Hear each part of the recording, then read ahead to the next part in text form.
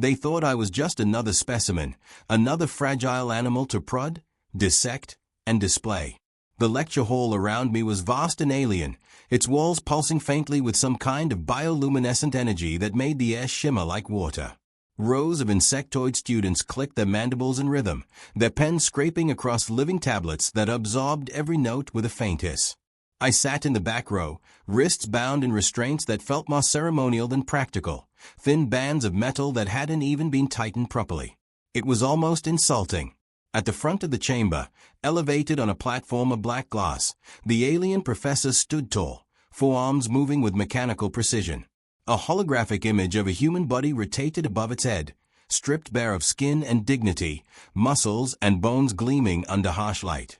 The professor tapped different points with a claw, each motion leaving glowing marks. The species known as Homo sapiens *, fragile, slow, emotional. Their vulnerabilities are many. If you encounter one, strike here, it jabbed at the throat, or here. A second claw traced the temple with chilling detachment. Every word cut deeper than the claws could.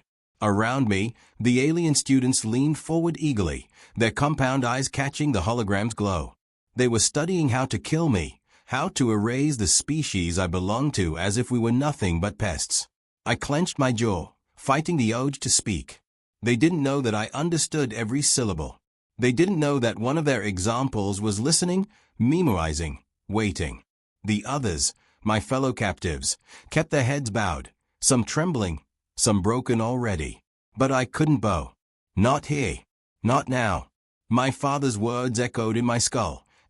Never let them write your ending for you. The alien professor's voice carried a cold certainty, as if centuries of conquest had sharpened its arrogance into something unshakable. It circled the holographic human like a predator savoring its meal. Their bodies are inefficient machines. They tire quickly. Their hearts beat too fast. Their bones snap under pressure. Strip them of light, deny them oxygen, and watch them fold. Its mandibles clicked in amusement, and the class responded with a low, approving hum. I kept my face still, but inside I burned. Inefficient machines?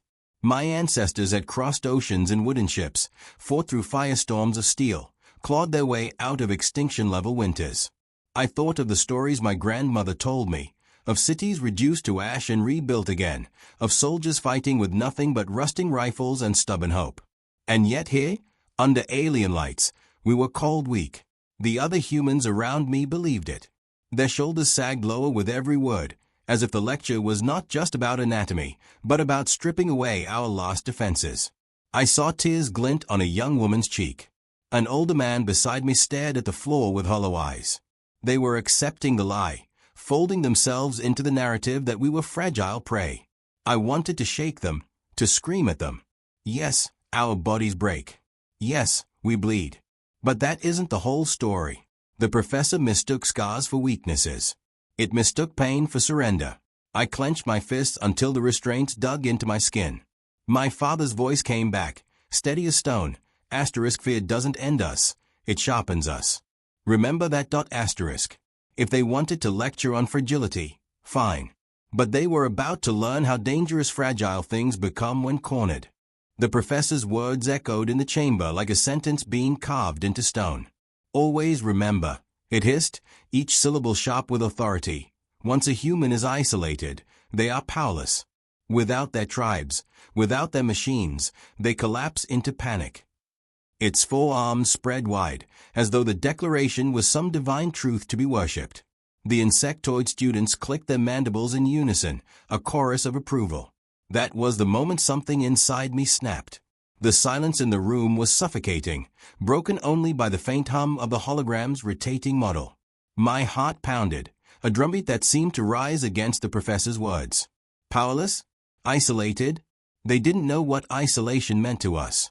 They didn't know that humans had survived entire lifetimes of solitude, wars where soldiers died alone in foxholes, explorers lost in the void of space who still left behind records of defiance. I stood. Slowly, deliberately. The restraints on my wrists clinked softly as I moved, and the sound cut through the chamber like a blade. Alien eyes swiveled toward me, confusion spreading like a ripple across the class. A murmur rose, First disbelief, then unease. "No," I said, my voice low but steady. "That's where you're wrong." The professor froze, mandibles twitching, as though trying to process the impossible. "You understood this lesson." Its voice faltered, the certainty cracking. I lifted my chin.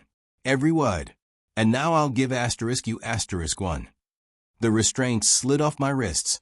I had tested their weakness for days. I flexed my hands, savoring the freedom. Gasps rippled through the class. For the first time, the balance shifted. Their neat rows of confidence wavered, replaced by the first tremors of doubt. The lesson was about to change. The professor moved first, quicker than its size suggested, lunging down from the platform with all four arms cutting through the air like blades. It struck for my throat, just as it had demonstrated moments ago, certain that I would fall exactly as predicted. But I had been waiting for this. I dropped low, the claws slicing harmlessly above me, the rush of displaced air brushing my hair. Instinct took over. My fist shot upward into the narrow seam beneath its jaw, the spot where its chitinous armor didn't fully cover. I felt the impact travel up my arm, bone meeting soft flesh, and the professor let out a strangled hiss. It staggered, limbs flailing, before collapsing backward onto the glass platform. For a moment, the hall went silent. Then chaos erupted. The alien students screeched, some leaping to their feet in panic, others bearing weapons that looked like hooked spears or jagged blades.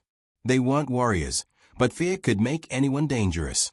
I seized the shock staff the professor had dropped, its surface buzzing with contained energy. My grip tightened around it like it had always belonged in my hands.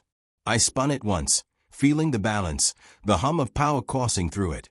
"You studied the human body," I said, my voice rising above the noise, "but you never studied the human spirit." The first student lunged at me with a spear. I sidestepped and slammed the staff into its thorax, sending a jolt that dropped it twitching to the floor. Another rushed from the side. I turned, using the momentum of the staff like a hammer, and sent it sprawling. The rest froze, uncertainty in their magnificent eyes. They had memorized charts, diagrams, theories of weakness. But now they were watching a contradiction bleed into reality. "Class," I growled, leveling the staff at them, "is in session." The first wave came at me in a frenzy, their insectoid limbs slashing with jagged precision, their shrieks echoing through the hall. One swung wide with a curved blade, its movement too obverse, too slow. I stepped aside, the weapon whistling past, and drove the shock staff hard into its abdomen. The alien convulsed, dropping its blade as sparks rippled across its carapace, then collapsed to the floor.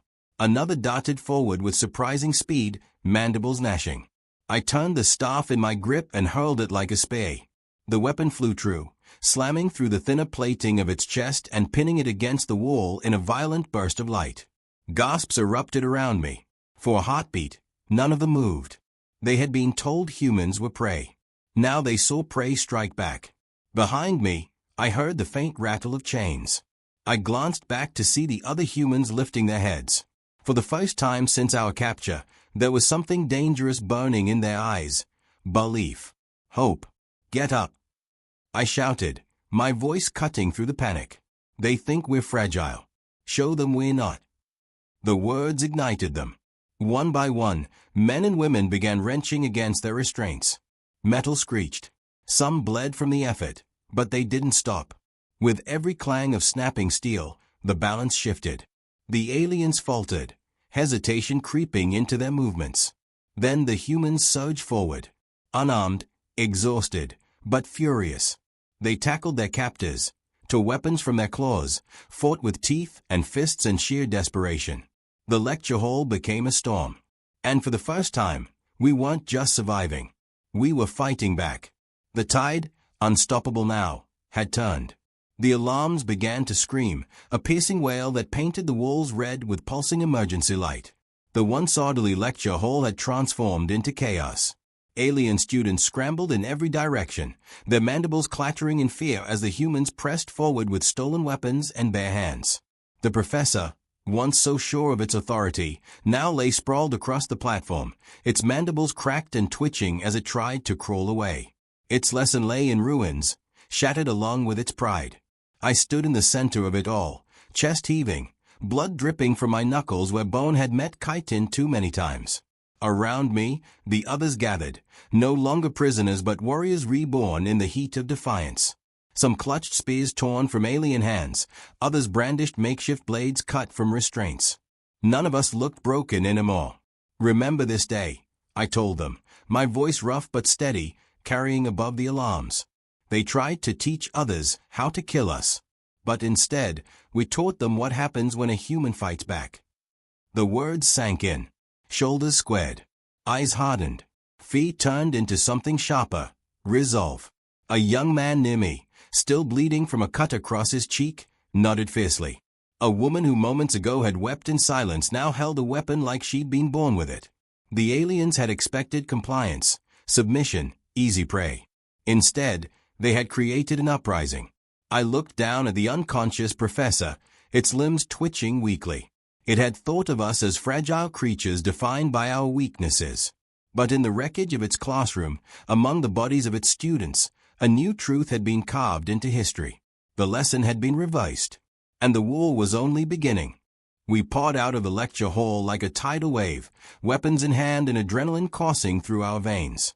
The corridors stretched ahead, long and narrow, glowing with the harsh red of emergency lights. Alien guards scrambled to intercept us, but hesitation lingered in their movements. Fear made them clumsy, predictable. We were no longer prey. We were predators loose in their own den. Every turn revealed more obstacles, automated turrets, security drones, locked doors. But none could stop the momentum we had built. Humans, previously cowering, now moved with precision and purpose. One grabbed a fallen drone, yanking it from its mount, using it as a battering ram against a set of reinforced doors. Another hurled a shock staff down the hall, electrocuting two guards who thought they could block our path. The aliens' confidence, honed through centuries of conquest, was crumbling with every step. I led the charge, heart pounding, mind sharp. My thoughts flashed to Earth, to the colonies scattered across the stars, to everyone who had been told they were weak, that humans were fragile and predictable. We were living proof of how wrong they had been. Every punch, every strike, every victory in that hall sent a message. Underestimate us at your own peril. We moved as one, humans acting as a single, unstoppable organism. Screams and crashes echoed through the facility, alien commands lost in the chaos. The professor's carefully constructed theory of human weakness was dissolving around us, replaced by the undeniable reality of human resilience. I tightened my grip on the shock staff and glanced back at the faces around me. Fear had vanished. Determination had taken root. They wanted to study us, I muttered under my breath, voice barely audible over the chaos. Now it's our turn to teach them. And with that, we surged forward, through smoke and sparks and the remnants of their arrogance, proving that a human cornered is not defeated. A human fights back, and sometimes, a human shows the universe exactly why it should never be underestimated.